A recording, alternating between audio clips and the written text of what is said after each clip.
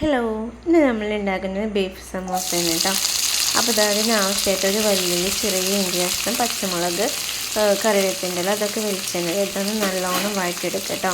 പിന്നെ നമുക്ക് കുറച്ച് ഉപ്പും കൂടി ഇട്ടിട്ട് നല്ലോണം വേഗം വഴറ്റിയിട്ട്, അപ്പം ബീഫ് ഓൾറെഡി ഞാൻ ഉപ്പും ഒക്കെ ഇട്ടിട്ട് കറിയിൽ ഇട്ടിട്ട് വേവിച്ചതാണ് കേട്ടോ. അതുകൊണ്ട് തന്നെ ഞാൻ മല്ലിപ്പൊടി ഒന്നും ഇതിന് ചേർക്കുന്നില്ല. നിങ്ങൾ ഉപ്പും മഞ്ഞൾപ്പൊടിയും മാത്രം ഇട്ട് വേവിച്ചിട്ടുള്ള ബീഫാണെങ്കിൽ കുറച്ച് മല്ലിപ്പൊടി ചേർത്ത് കൊടുക്കുക കേട്ടോ.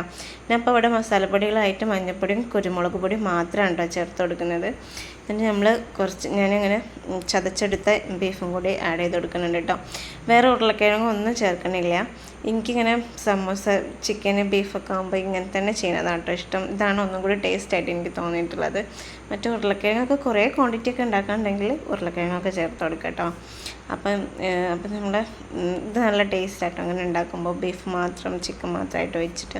അപ്പോൾ ഇത് മസാലയൊക്കെ ഒന്ന് റെഡിയായി വന്നിട്ടുണ്ട്. നമ്മളിതാ സാധാ പച്ചവെള്ളത്തിലാണ് കേട്ടോ ഞാൻ തൊട്ട് കൊടുക്കുന്നത്, ഇത് ഒട്ടിക്കുന്നത്. ചിലർ മൈദയിൽ ചെയ്യാറുണ്ട്, പക്ഷെ ഞാൻ പച്ചവെള്ളം തന്നെ ധാരാളം കേട്ടോ, വിട്ട് പോരുമൊന്നും ചെയ്യത്തില്ല. അപ്പം നിങ്ങൾക്ക് ഇഷ്ടമായെങ്കിൽ നിങ്ങൾ ട്രൈ ചെയ്ത് നോക്കുക. പിന്നെ കൂടുതൽ മസാലപ്പൊടികളൊന്നും ഇടാതിരിക്കണം കേട്ടോ, നമ്മളെപ്പോഴും സമോസയിലൊക്കെ നല്ലത്. അപ്പോൾ ഇതാ നമ്മളെ സമോസൊക്കെ ഇവിടെ റെഡി ആയിട്ടുണ്ട്. അപ്പോൾ നിങ്ങൾക്ക് ഇഷ്ടമായാൽ ഒന്ന് ട്രൈ ആക്കി നോക്കുക. അപ്പോൾ അത്രയേ ഉള്ളൂ. Okay, by.